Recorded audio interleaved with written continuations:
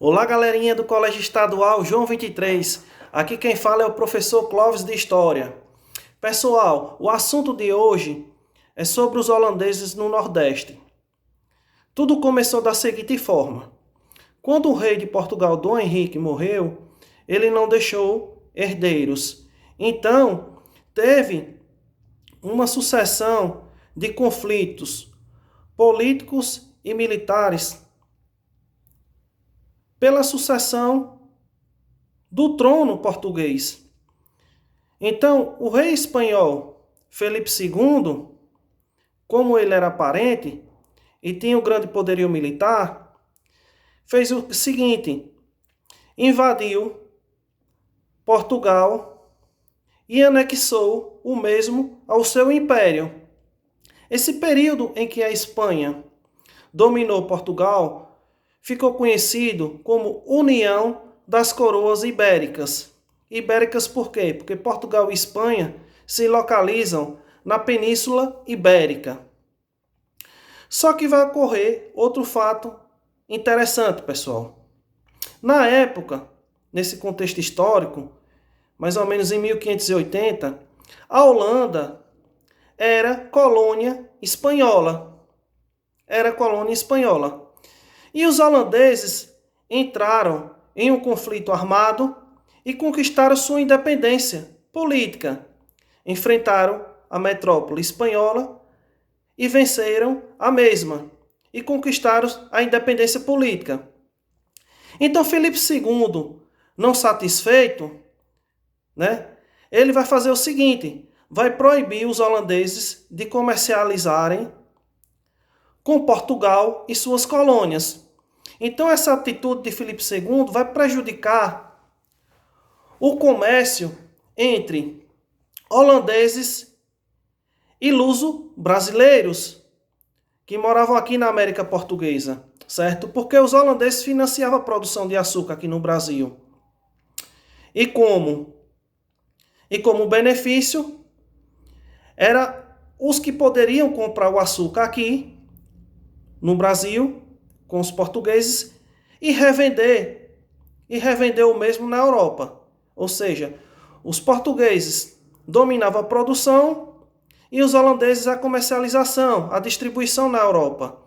Como produzir dava menos lucro do que comercializar, o negócio do açúcar aqui no Brasil foi mais favorável aos holandeses do que para os portugueses. Então os holandeses se sentiram bastante prejudicados com essa atitude de Filipe II da Espanha.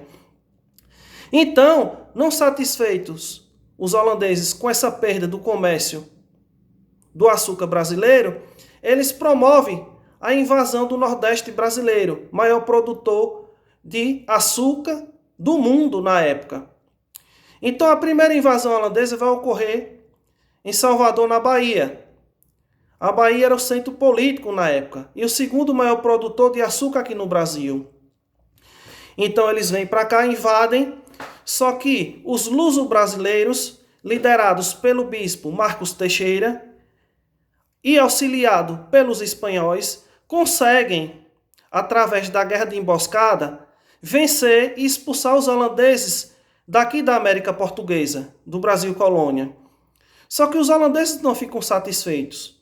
E 2 anos depois retornam e invadem o porto de Salvador e saqueiam, roubam produtos como açúcar, algodão, pau-brasil e fumo e retornam para a Holanda. No caminho para a Holanda, eles conseguem também saquear, roubar a frota de prata dos espanhóis que vinham do vice-reino do Peru, em direção para a Espanha. Então, eles já retornavam com um botim bastante lucrativo, os holandeses. Somado a isso ainda, eles conseguem capturar a frota de prata dos espanhóis. Então, eles conseguem arrecadar muitos recursos financeiros e organizam a segunda invasão do Nordeste brasileiro. Essa segunda invasão vai ocorrer em 1630, em Pernambuco. Então, ao desembarcar no litoral pernambucano, eles conquistam, respectivamente, inicialmente, Olinda e Recife. Os lusos brasileiros, liderados por Matias de Albuquerque, que era o governador na época da capitania, destrói tudo que pudesse dar lucro para os holandeses e recuam para o interior, para defender os engenhos de cana-de-açúcar. No interior, Matias de Albuquerque e os lusos brasileiros erguem o Arraial de Bom Jesus, que era uma espécie de quartel-general, de onde partiria os ataques contra os holandeses. Só que teve alguns lusos brasileiros na época que ajudaram os holandeses, a exemplo de Domingos Fernandes Calabar, né? Foi ele que denunciou os esconderijos dos lusos brasileiros. Então, a partir do conhecimento da região, os holandeses começaram a ter vitórias consecutivas e em pouco tempo dominaram o Nordeste brasileiro.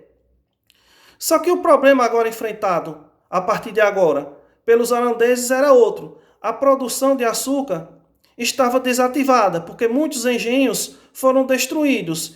Então, para reativar a produção açucareira e para garantir o processo administrativo aqui no Nordeste brasileiro, os holandeses nomearam para governador o conde João Maurício de Nassau. Maurício de Nassau, assumindo o governo aqui do Nordeste holandês, ele vai tomar inicialmente uma medida política conciliatória, pois o mesmo vai conceder empréstimos a juros baixos para os senhores de engenho comprarem equipamentos e escravos. Em seguida vai conceder a liberdade de culto, porque os holandeses eram protestantes, mas concederam liberdade de culto para católicos e judeus. Em seguida, Nassau vai conseguir conquistar entrepostos comerciais no litoral africano. Então, esses três fatores vai promover muita satisfação para os senhores de engenho e a maioria dos moradores locais. Maurício de Nassau, na época, fez só isso? Não. Ele trouxe para cá uma equipe de intelectuais. Ele promoveu o desenvolvimento cultural. Ele trouxe para o Nordeste, na época, vários pintores, escultores, arquitetos, médicos e etc., para promover o desenvolvimento cultural. Além disso, ele investiu na infraestrutura urbana. Ele mandou construir calçadas, ruas, pontes, canais para navegar pequenos navios, barcos. Mandou construir um teatro, um zoológico e outras obras públicas. Ou seja, ele foi um bom governador na época. Só que nesse meio tempo vai ocorrer um fato inusitado em Portugal.